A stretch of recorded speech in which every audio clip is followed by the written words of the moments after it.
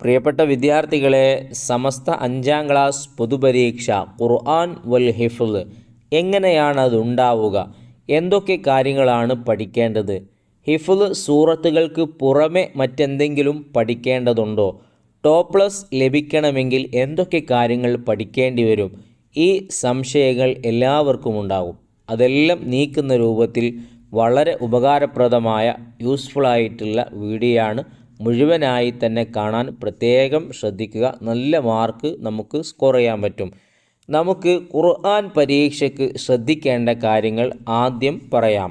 ഏതു ഭാഗത്ത് നിന്ന്, ഏത് സൂറത്തിൽ നിന്നാണ് ഖുർആൻ ഓതാൻ ആവശ്യപ്പെടുക എന്ന സംശയം നമുക്കെല്ലാവർക്കും ഉണ്ടാകും. ഖുർആൻ മുഴുവനും നമുക്ക് പഠിക്കാനുള്ള ഭാഗമാണ്. ഫാത്തിഹ മുതൽ സൂറത്ത് നാസ് വരെയുള്ള ഭാഗം ഖുർആനിൻ്റെ ഭാഗമാണ്. വരുന്ന സൂപ്പർവൈസർ ഏത് സൂറത്തിൽ നിന്ന് ഏത് ഭാഗത്ത് ഓതാനാണോ ആവശ്യപ്പെടുക, അവിടെ നിന്ന് 4 വരിയിൽ കുറയാത്ത ഭാഗം നമ്മൾ ഓരോരുത്തരും ഓതിക്കൊടുക്കണം. അതൊരിക്കലും നമുക്ക് കൃത്യമായി ഈ സൂറത്ത് എന്നോ ഇന്ന ഭാഗമെന്നോ ഒരിക്കലും പറയാൻ പറ്റില്ല. അതുകൊണ്ട് ഏതു ഭാഗത്ത് നിന്ന് ഓതാൻ ആവശ്യപ്പെട്ടാലും കൃത്യമായി ഓതിക്കൊടുക്കാൻ പറ്റുന്ന രൂപത്തിൽ നമ്മൾ ഓരോരുത്തരും ഖുർആൻ ഓതി പഠിച്ചിരിക്കണം. ഓരോ വിദ്യാർത്ഥിയോടും വ്യത്യസ്തമായ ഇടങ്ങളിൽ നിന്നായിരിക്കും ചോദിക്കുക. ഒരാളോട് ചോദിച്ചത് തന്നെ മറ്റാളോട് ചോദിക്കണം എന്നില്ല. നമുക്ക് നിർദ്ദേശിച്ചു തന്ന ഭാഗം ഓതിക്കൊടുക്കുമ്പോൾ പ്രധാനമായി നമ്മൾ ശ്രദ്ധിക്കേണ്ട കാര്യങ്ങളാണ് ഇനി പറയാൻ പോകുന്നത്. ഒന്നാമത്തത് സാവകാശം ഖുർആൻ ഓതിക്കൊടുക്കുക എന്നുള്ളതാണ്. ചില കുട്ടികൾ വരുന്ന ആളെ പേടിച്ചുകൊണ്ട് നല്ല ഓത്തറിയുന്നവരായിരിക്കും, പക്ഷെ പേടിച്ച് വേഗത്തിൽ അങ്ങ് ഓതിക്കൊടുക്കും. അല്ലെങ്കിൽ ചില കുട്ടികൾ ഓത്തിലുള്ള പിഴവുകൾ ഉസ്താദ് അറിയാതിരിക്കാൻ വേണ്ടി സ്പീഡിൽ ഓതും. രണ്ടും അബദ്ധമാണ്. ഉസ്താദിന് കൃത്യമായി നിങ്ങളുടെ ഓത്തിൻ്റെ പിഴവ് കണ്ടെത്താൻ കഴിയും. ഇങ്ങനെ സ്പീഡിൽ ഓതുമ്പോൾ പലപ്പോഴും ശ്രദ്ധിക്കേണ്ട കാര്യങ്ങൾ നമ്മൾ വിട്ടുപോകും. അതുകൊണ്ട് സാവകാശം തന്നെ നല്ല ശൈലിയിൽ ഓതിക്കൊടുക്കുക. രണ്ടാമത് നമ്മൾ ശ്രദ്ധിക്കേണ്ടത് ഖുർആനിൻ്റെ രീതിയെ പ്രത്യേകം ശ്രദ്ധിക്കുക എന്നുള്ളതാണ്. ഖുർആനിന് ഒരു താളവും ഒരു രാഗവും ഒക്കെ ഉണ്ട്. ആ താളത്തിൽ വായനയാവാതെ അല്ലെങ്കിൽ ഒരു പാട്ട് ശൈലിയിലേക്ക് മാറാതെ നമ്മുടെ ക്ലാസ്സിൽ ഉസ്താദ് ഓതിത്തരുന്ന അതേ ഒരു ശൈലിയിലും രാഗത്തിലും നമ്മൾ ഓതിക്കൊടുക്കുക. അതിനൊക്കെ പ്രത്യേക മാർക്കുണ്ട്. അതുകൊണ്ടാണ് അത് ശ്രദ്ധിക്കണം എന്ന് പറയുന്നത്. മൂന്നാമതായി നമ്മൾ വളരെ ഇമ്പോർട്ടൻ്റായി കാണേണ്ടതാണ്, ഖുർആനിൽ നിയമങ്ങളുണ്ട്. നിയമങ്ങൾ അനുസരിച്ചേ ഖുർആൻ ഓതാവൂ. അത് നിർബന്ധമാണ്. അത് ശ്രദ്ധിക്കുന്നില്ലെങ്കിൽ നമുക്ക് കുറ്റവും കിട്ടും. പ്രധാനമായും നമ്മൾ കണക്കിലെടുക്കേണ്ട നിയമങ്ങൾ, ഒന്നാമത്തത് മഖ്റജാണ്. മഖ്റജ് എന്ന് പറഞ്ഞാൽ ഓരോ അക്ഷരങ്ങൾക്കും പുറപ്പെടേണ്ടുന്നതായ സ്ഥലങ്ങളുണ്ട്. അവിടെ നിന്ന് തന്നെ പുറപ്പെടുവിക്കാൻ പ്രത്യേകം ശ്രദ്ധിക്കുക. തൊണ്ടയിൽ നിന്ന്, നാവിൽ നിന്ന്, ചുണ്ടുകൊണ്ടുള്ളത്, ഇങ്ങനെ പല വ്യത്യസ്തങ്ങളായ കാറ്റഗറിയിലുള്ള അക്ഷരങ്ങളുണ്ട്. ആ അക്ഷരങ്ങളൊക്കെ അതിൻ്റേതായ ഉച്ചാരണ ശുദ്ധിയോടുകൂടെ മഖ്റജുകളിൽ നിന്ന് തന്നെ പുറപ്പെടുവിക്കാൻ പ്രത്യേകം ശ്രദ്ധിക്കുക. രണ്ടാമത്തത് ഇബ്തിദാ വഖഫാണ്. ഖുർആൻ തുടങ്ങുമ്പോൾ ശ്രദ്ധിക്കേണ്ട കാര്യങ്ങളുണ്ട്. ഔദു ഓതി, ബിസ്മി ഓതി ചിട്ടയോടുകൂടെ ആരംഭിക്കണം. അതോടൊപ്പം തന്നെ വഖഫിൻ്റെ കാര്യവും ശ്രദ്ധിക്കണം.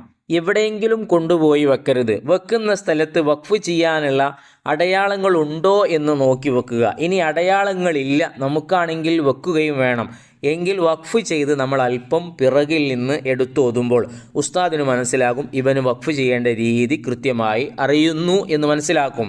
പിന്നെ ആയത്തിൻ്റെ അവസാനം നമുക്കെല്ലാവർക്കും അറിയും വഖഫ് ചെയ്യാൻ. എന്നിരുന്നാലും ഇപ്പോൾ ഖബീർ എന്നുള്ള വാക്ക് തന്നെ ചിലപ്പോൾ വെക്കുന്ന സമയത്ത് ഖബീർ എന്നായിരിക്കും, ചിലപ്പോൾ ഖബീറ എന്നായിരിക്കും. അപ്പോൾ ഇത് രണ്ടും ഏത് രൂപത്തിലാണ് വരുന്നത് എന്ന് മനസ്സിലാക്കി വെക്കുക. ഇനി വെച്ച് കഴിഞ്ഞാൽ തന്നെ ഓതിക്കഴിഞ്ഞാൽ സ്വദഖല്ലാഹുൽ അലിയുൽ അളീം എന്നുള്ളത് ഉസ്താദിനെ കേൾക്കെ ഒരു അല്പം ഉറക്കെയായി ഉസ്താദ് കേൾക്കുന്ന രൂപത്തിൽ തന്നെ നമ്മൾ പറയുക. അതൊക്കെ നമുക്ക് മാർക്ക് ലഭിക്കുന്നതിന് കാരണമാകും. അതുപോലെ വളരെ പ്രധാനപ്പെട്ട മറ്റൊന്ന് മദ്ദുകൾ നീട്ടാനുള്ളത്. അലിഫ് വാവ് യാ ഉപയോഗിച്ച് നീട്ടി വരുന്ന വാക്കുകൾ നമ്മൾ നീട്ടി തന്നെ ഓതണം. അതിൻ്റെ കൂടെ തന്നെ ലാസിമായ മദ്, ആരിലായ മദ്, മുത്തസില്, മുൻഫസില് തുടങ്ങിയിട്ടുള്ള മറ്റുള്ളതുണ്ട്. അതിനൊക്കെ കതിറുകളുണ്ട്, നീട്ടാനുള്ള കണക്ക്, ഇത്ര ഹർഫിൻ്റെ കണക്ക് അത് മനസ്സിലാക്കി ആ രൂപത്തിൽ തന്നെ നീട്ടി ഓതിക്കൊടുക്കണം. പിന്നീട് നമ്മൾ ശ്രദ്ധിക്കാനുള്ളതാണ് ഇത് ആമും ബിഉന്ന, ബിലാ ഉന്ന, ഇഖ്ഫാ, ഇൽഹാർ എന്നീ കാര്യങ്ങൾ. സാക്കിനായ നൂന്, തൻവീന് ഇവയ്ക്ക് ശേഷം ചില അക്ഷരങ്ങൾ വരുമ്പോൾ അവിടെ മറച്ച് മണിച്ചോതേണ്ടി വരും, ചിലതിനെ ഉന്നത്ത് നൽകി ഇത് ആമാക്കി ഓതേണ്ടി വരും, ചിലത് ഇൽഹാർ വെളിവാക്കി ഓതേണ്ടി വരും. ഇങ്ങനെ മീമിൻ്റെയുമുണ്ട്, സുക്കൂനുള്ള മീമിനും ഇങ്ങനത്തെ നിയമങ്ങളുണ്ട്. ഇത് നമ്മൾ കൃത്യമായി പഠിക്കണം. അഥവാ ഇത് ആമ് ഇഹ്ഫാ, അത് സുക്കൂനുള്ള മീമിന് ശേഷം തൻവീന് ശേഷം, അതുപോലെ തന്നെ സുക്കൂനുള്ള മീമിന് ശേഷം ഉള്ളതുണ്ട്. ഇത് രണ്ടിൻ്റെയും ഇത് ആമ് ഇഹ്ഫാ, ഇൽഹാർ, പിന്നെ ഇത് ആമും ബിലാ ഉന്ന. പിന്നെ റാഇൻ്റെ നിയമങ്ങൾ, റാ റു എന്ന ശബ്ദമായിരിക്കും, എന്നാൽ റീ എന്ന് പറയുമ്പോൾ അത് രീ ആയിരിക്കും. അതിൻ്റെ തഫ്ഹീമു തർക്കീഖ് അതും കൃത്യമായി മനസ്സിലാക്കി ഓതിക്കൊടുക്കണം. ഈ പറയപ്പെട്ട കാര്യങ്ങളൊക്കെ ശ്രദ്ധിച്ച് നമ്മൾ ഓതിക്കൊടുക്കുകയാണെങ്കിൽ ഉറപ്പായും ഖുർആനിലും നമുക്ക് ടോപ്പ്+ നേടാൻ കഴിയും. അങ്ങനെ കഴിയട്ടെ എന്ന് ആത്മാർത്ഥമായി ദുആ ചെയ്യുകയാണ്. ഇനി ഹിഫ്ളിൻ്റെ കാര്യത്തിലേക്ക് വരുമ്പോൾ ചില കുട്ടികൾ ഖുർആൻ നല്ല രൂപത്തിൽ ഓതിക്കൊടുക്കും, ഈ പറഞ്ഞ നിയമങ്ങളൊക്കെ പാലിച്ച് സാവകാശം ഓതിക്കൊടുക്കും. എന്നാൽ ഹിഫ്ള് വളരെ സ്പീഡിൽ അങ്ങ് ഓതിക്കൊടുക്കും. അഥവാ തെറ്റുമോ എന്ന പേടി കൊണ്ടാണത്. പലർക്കും വരുന്ന ഉസ്താദ് എന്തെങ്കിലും വിചാരിക്കുമോ അല്ലെങ്കിൽ എൻ്റെ മാർക്ക് കുറഞ്ഞു പോകുമോ എന്ന പേടിയിൽ ഹിഫ്ള് സ്പീഡിൽ ഓതുമ്പോൾ ഈ പറഞ്ഞ നിയമങ്ങൾ നമ്മൾ പാലിക്കാതെ വരും. ഹിഫ്ള് ഓതിക്കൊടുക്കുമ്പോഴും കൃത്യമായും ഈ നിയമങ്ങളൊക്കെ തന്നെ പാലിച്ചുകൊണ്ടായിരിക്കണം നമ്മൾ ഓതിക്കൊടുക്കേണ്ടത്. എങ്കിലേ നമുക്ക് ഹിഫ്ളിന് നിർണയിച്ച മാർക്ക് ലഭിക്കുകയുള്ളൂ. ഹിഫ്ളിന് നമുക്ക് ഭാഗമായി വരുന്നത് ഏതാണ്? സൂറത്ത് യാസീനാണ്. യാസീനിൽ നിന്ന് 4 ആയത്തിൽ കുറയാതെ നമ്മൾ ഉസ്താദിന് ഓതിക്കൊടുക്കണം. ഉസ്താദ് ആവശ്യപ്പെട്ട സ്ഥലത്ത് നിന്ന് എവിടെ നിന്ന് എന്നൊരിക്കലും നമുക്ക് പറയാൻ പറ്റില്ല.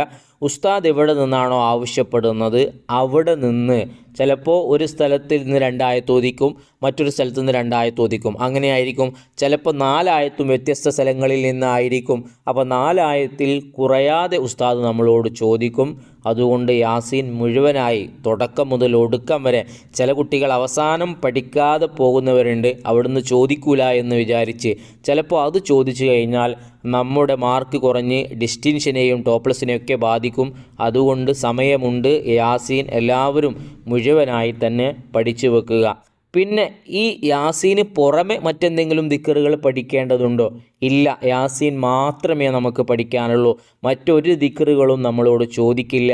എന്നാലും ഓതാൻ പറ്റാത്ത പെൺകുട്ടികളുണ്ടാകും. ആ പെൺകുട്ടികൾ നിസ്കാരത്തിലെ അത്തഹിയാത്ത് മുതൽ അതിൻ്റെ അവസാനം വസീഹ് ദജ്ജാൽ വരെയുള്ള ഭാഗം പഠിച്ചു വെക്കുക. ചിലപ്പോൾ അവരോട് അത് ചോദിച്ചേക്കാം.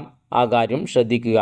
നമുക്ക് മാർക്ക് നൽകുന്നതിൻ്റെ മാനദണ്ഡം ഉച്ചാരണ ശുദ്ധി പരിഗണിച്ച് 25ഉം, നിയമങ്ങൾ പാലിക്കുന്നുണ്ടെങ്കിൽ 35ഉം, തുടക്കം അവസാനം റെഡിയാണെങ്കിൽ 20ഉം, ശബ്ദം ശൈലി ക്ലിയർ ആണെങ്കിൽ 20 മാർക്ക്. ഇങ്ങനെ 100 മാർക്കിലാണ് പരീക്ഷയുണ്ടാവുക. അതിൽ 60 ഖുർആൻ പരീക്ഷയ്ക്കും 40 ഹിഫ്ള് പരീക്ഷയ്ക്കുമാണ്. അപ്പോൾ ഈ പറഞ്ഞ നിയമങ്ങളൊക്കെ രണ്ടിലും നമ്മൾ പ്രത്യേകം ശ്രദ്ധിക്കണം. എന്നാലേ നമുക്ക് മുഴുവൻ മാർക്കും ലഭിക്കുകയുള്ളൂ.